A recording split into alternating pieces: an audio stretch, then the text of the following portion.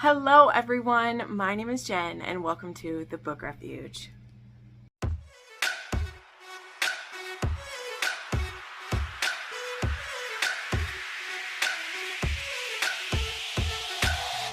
Hi friends, and welcome to another romance recommendation video. This one isn't particularly oddly specific, or it's not taboo in any way, and it really can be in any subgenre of romance at all, which is what makes it so cool and what makes it a good trope to have, right?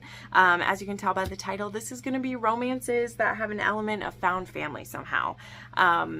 This is something that I absolutely love to read. I've loved reading this since I was a kid. I love it in YA, I love it in fantasy, I love it in romance. I love whenever either someone without a family gets enveloped into one, or when it's all a bunch of individuals who get brought into a family and are no longer alone. I love seeing that happen, particularly because this is a trope in my life. I've shared at different times on this channel that I had a pretty, well, it wasn't a lonely childhood because of friends. My parents were quite the hot mess when I was young. I was a only child. People that I call, my cousin is actually the one I always call my sister, so if you hear me refer to a sister, it's my first cousin, Beth, and we weren't really friends when I was young at all. That didn't happen until I was a senior in high school that we got close to each other, which was cool. Anyway, side note. And so what really got me through my childhood and teen years was my friends' families. And particularly there was 3 different families when I was in high school that really would bring me into their family. They shared meals with me. They brought me to places with them. They looked out for me. They paid for things for me, and they just really loved me. So it's something that I've always appreciated so much. And now as an adult, to a lesser degree, but no less significant to me, are a lot of the relationships I've built on the internet. I still am very close with my friends' families. In fact, one of my friends, I go to her family Christmas before I have my own type of thing, but I just find it really special. So that's enough of the preaching from Jen. We're going to get through these recs relatively quickly because I'm not going to dive super deep into the individual books. In fact, literally all of these except for 2 of them are a part of a series, and one of them it will be a part of a series. There's just only 1 book out now, because I think that's what makes found family work really well in a romance series, is that you meet the family unit, whether it's a maid family or a regular family, and then we're following each of their stories. So all of these are series. They're ones that can be binged, except for a couple, which I'll talk about when I get there. So I'm going to start off with a series that I finished up earlier this year. I'd started it last year, and then in the beginning of this year I finished it off. Yes, I did. And that is the Clifton Forge series by Devney Perry, beginning with Steel King, I think is the first one. And this is a ex-motorcycle club, but yet they still have some of those roles in certain ways. A lot of it has been disbanded because they were a part of the 1%ers. They were a bit criminal, and they've changed their ways for the most part. And we have a heroine who comes to town who I believe she's a reporter. It's been a while since I read the first one. Like I said, I reread the other ones, or I read the first ones more recently. But she wants to find out what had happened to her mother, and her father was either the VP or the prez of this previous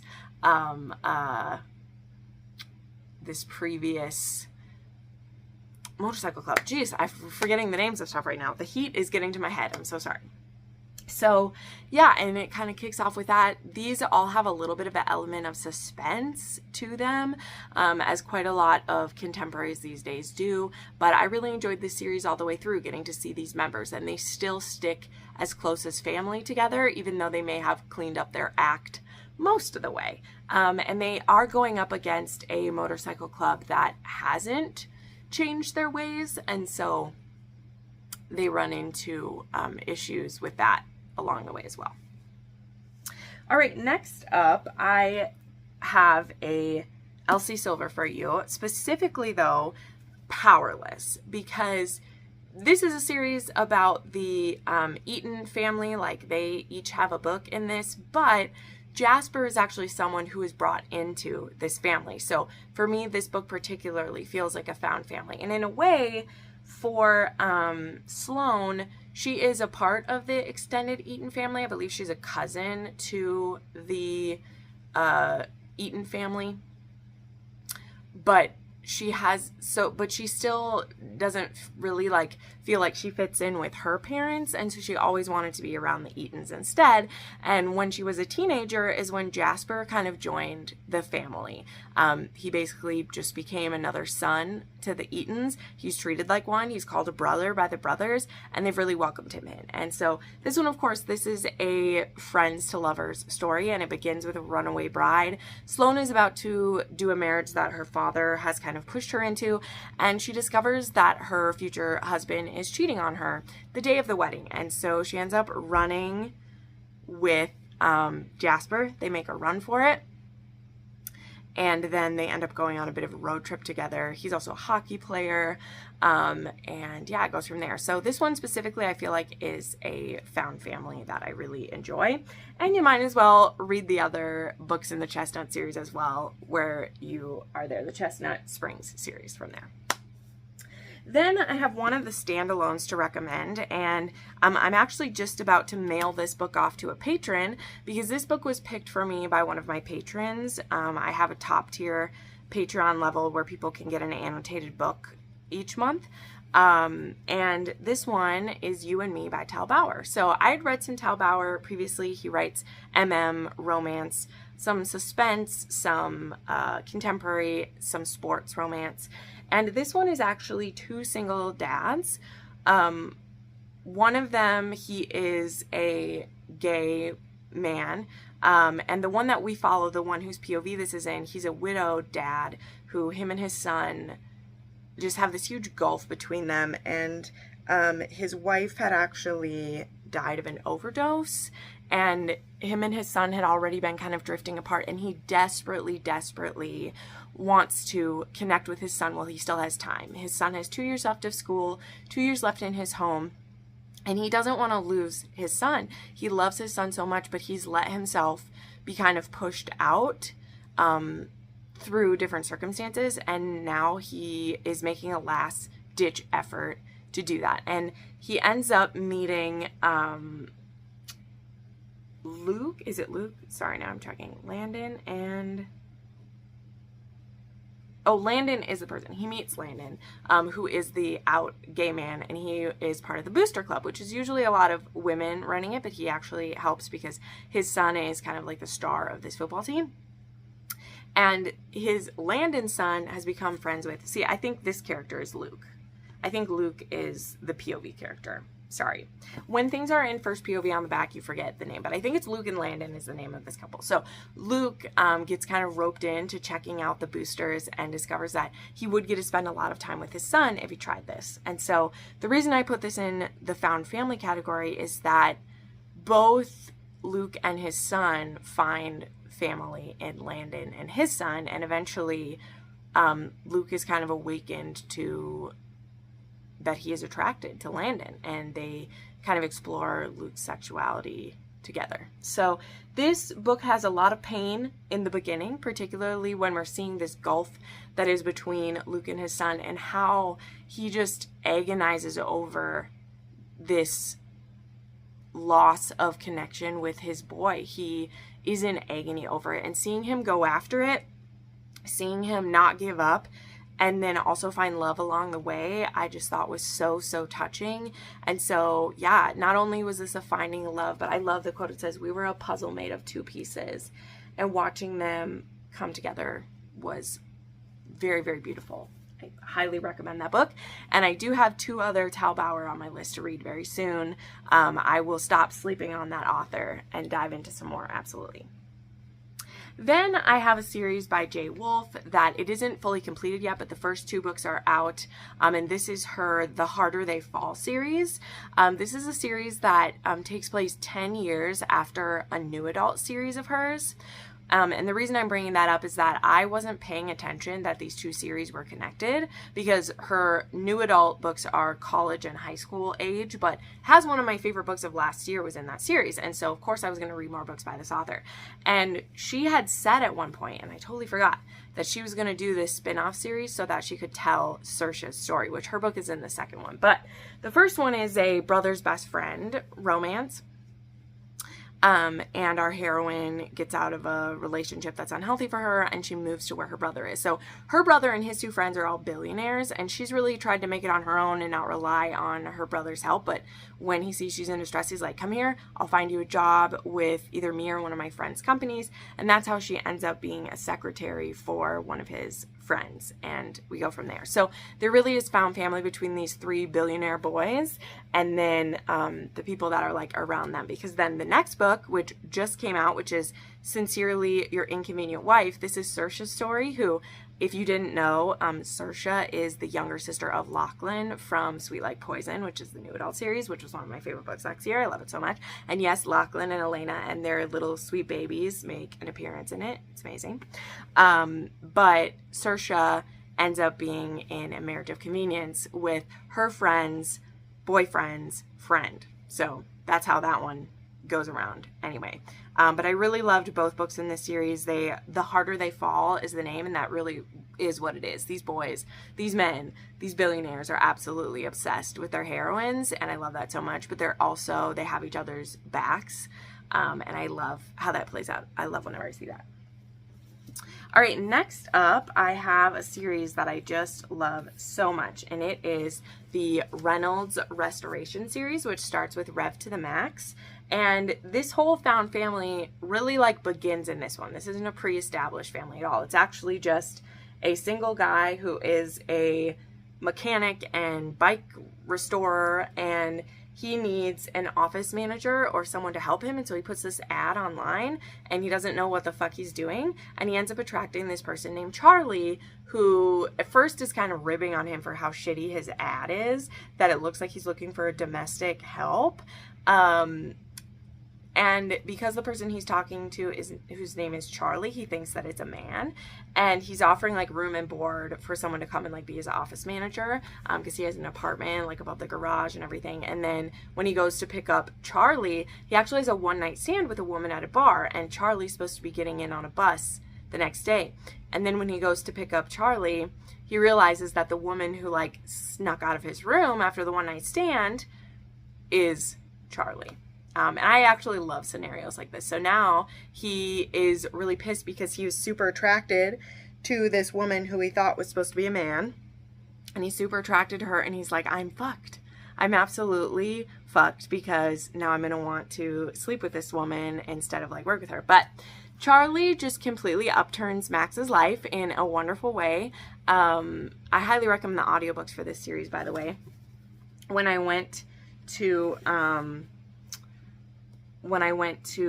Book Bonanza, I actually was able to get Maxine Mitchell, who's the narrator in all of these, and Melanie Moreland's signature, and I love it. Anyway, and so through Charlie kind of helping Max like reevaluate his job and what he's at, he takes on more help at the garage. And so we eventually have Stefano, who gets brought on, and then this one is Brett, and then eventually Chase, who is actually an ex-con who gives us some trouble in this first book, but he joins the family later. And so watching these men not only be there for each other, but then also bring in women who kind of help round them out as well is really beautiful to see. So that one is a really, really good found family for sure.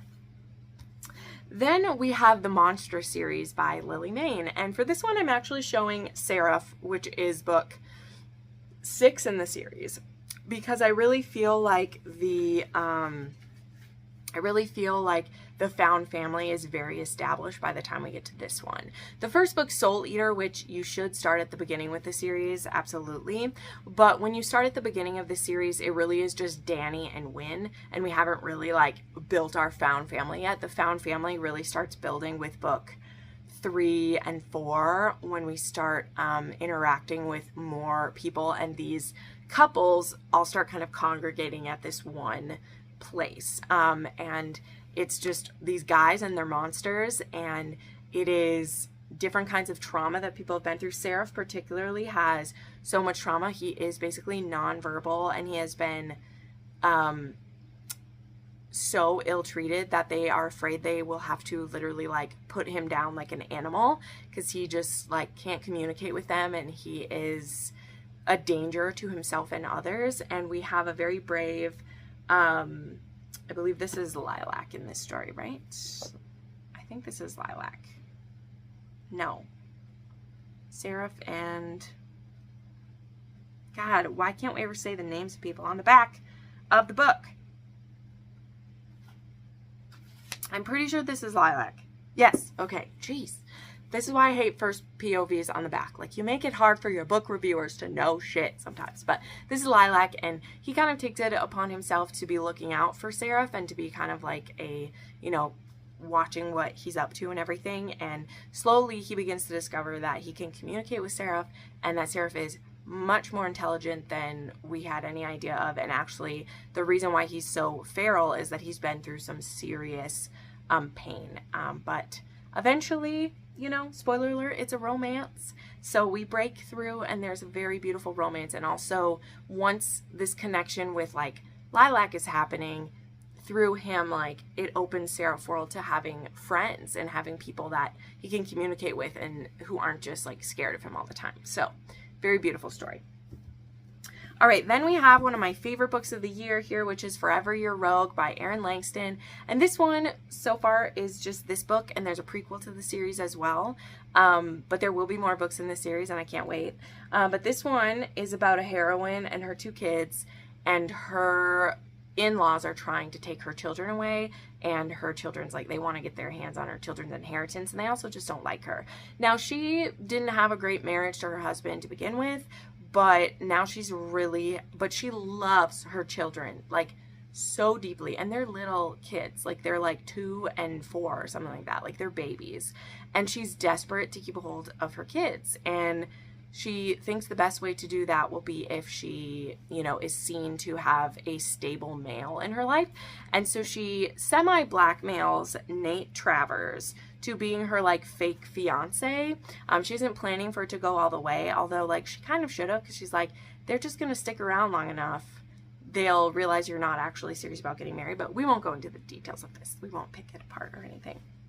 But why this feels like found family to me is when Nate, then he agrees to this fake engagement, and he comes to stay with her for a few weeks that summer to, you know, perpetuate this ruse. He falls for her and her kids. And for me, it's a found family for both of them. She has not been able to rely on anyone in so long. She is all on her own with such a heavy burden, and Nate is like too carefree, and he helps lighten her load, and she helps ground him. And I think that is absolutely beautiful, and they are perfect puzzle pieces for me. I love them. I love them so much. Then I gotta share one of my favorite series with found family, and this is one that has a beautiful family already. And I feel like this family becomes a found family for everyone that they're around. Their whole city, in fact.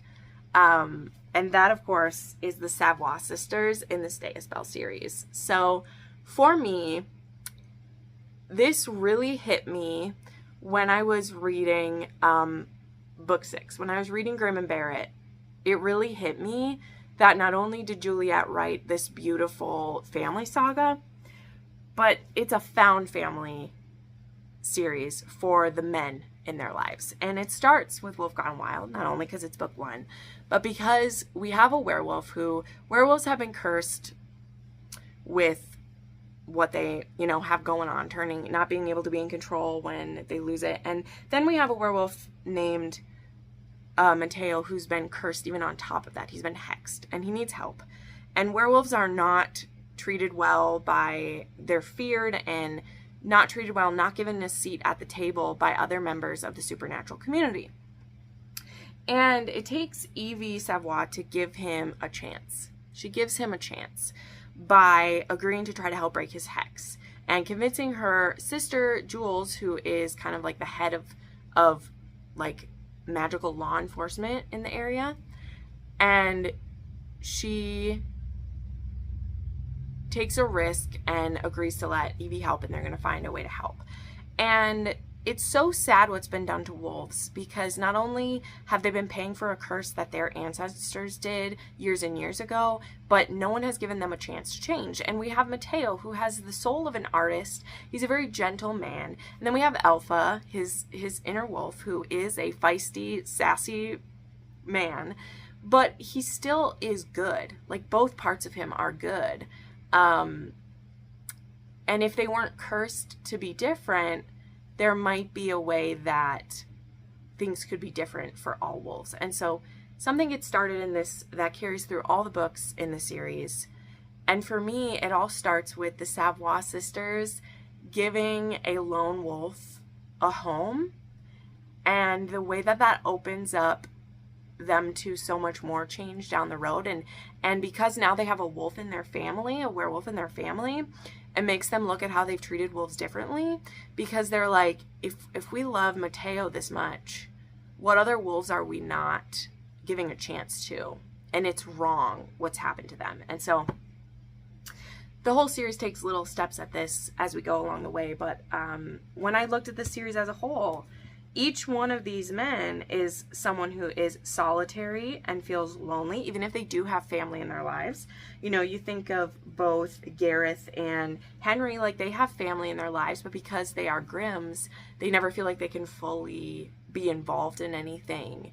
And the Savoy sisters give them a home. And particularly, it started to come home for me when I read Always Practice Safe Hex, because in this book, there's a particular scene where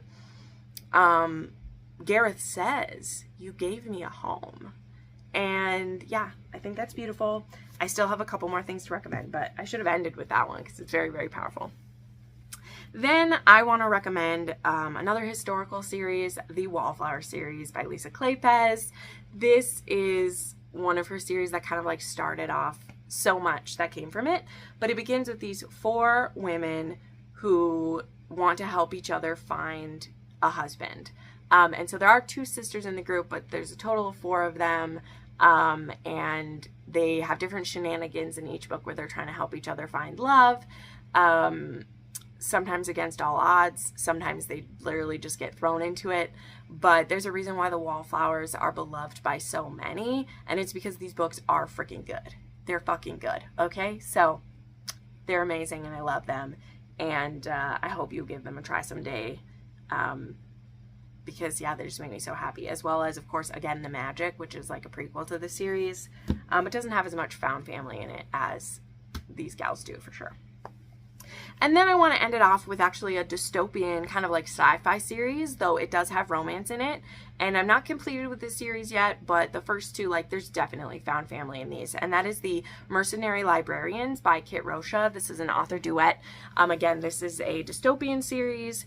We're like far into like kind of the dystopia part of it. So much so we have like semi-enhanced beings, and some of these people who have been experimented on, they have escaped from control and they have created their own lives. Some of them are on a ticking clock because the alterations done to them will cause them to die, which is the case for our men in this series. And then we have the women who have created this kind of sanctuary place where they kind of put down the law and they're willing to go on these missions to help people, and they actually store knowledge and store information to then divvy it back out to people as they need it. Like, imagine, you know, if we didn't have access to the internet and we also didn't have access to books. Like, if we had none of that because things had been destroyed, they're like literally creating libraries again, and as like digital stuff can come back in, they're like rescanning books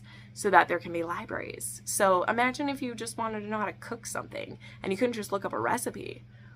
Oh my God, what would we do, right? So I love seeing how that worked out. And then the first book begins with, like we said, this group of men who are on a ticking clock. Their biology alterations are going to kill them if they don't get help.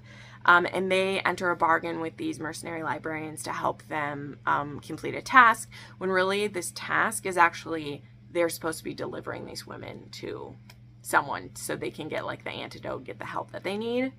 And we'll see how that all plays out. But slight spoiler alert, because it is a romance, things work out and they become this one big found family, and we see them pulling other people in as they go along the way. And I've read, like I said, I've read the first 2 books in the series. There's one more in this trilogy, and I'm really looking forward to reading it. So let me know some of your favorite found families. I know that I've made a found family video before, so I will tag that up here. I think I made one that had like YA in it, and then I've also have done one with romance before as well. So whatever I have will be tagged up there if you want to check out more. But otherwise, tell me your favorite romances with found family in it. I mean, I know I left a lot out. I tried to do some that were like reads that I've had in this year so far.